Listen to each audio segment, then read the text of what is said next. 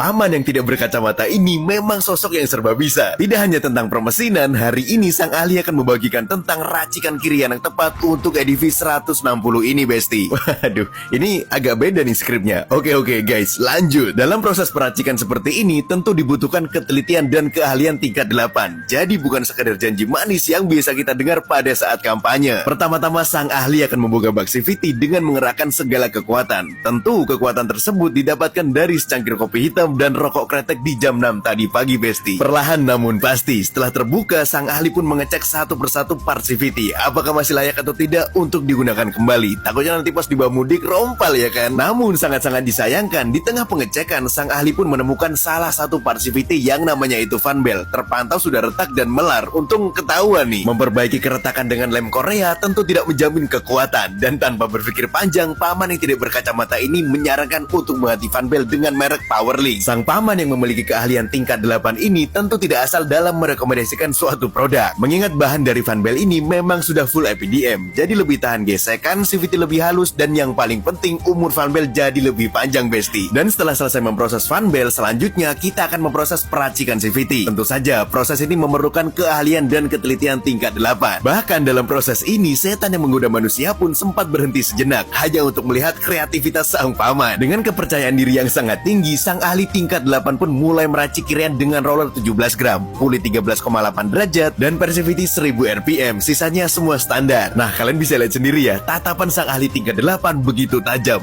Mata elang kalah ini mah. Apalagi mata elang yang suka di pinggir jalan terus ngetikin plat nomor orang di HP-nya. Ngapain sih mereka, nggak jelas banget. Dan setelah semua selesai, kemudian dianggap sesuai SOP, paman pun tidak berhenti untuk ngopi dan ngudut, Besti. Tapi ia memilih untuk melanjutkan kembali memasang part-part CVT. Pokoknya dia punya moto itu ikan sepat, ikan gabus lah. Dan tibalah saatnya dengan menggunakan penutup kepala untuk menghindari puyeng pada saat akhir bulan, sang ahli pun mencoba racikannya sendiri. Katanya udah oke, Besti. Jadi Besti, dia punya karakter itu bawanya gerung-gerung manja dan tarikan tengah ke atasnya ya cukuplah buat di perkotaan. Soalnya tadinya itu mau dapet segini tuh susah gara-gara abis ganti ban. Kayak tarikannya tuh berat terus gasnya itu nahan di 6000 rpm.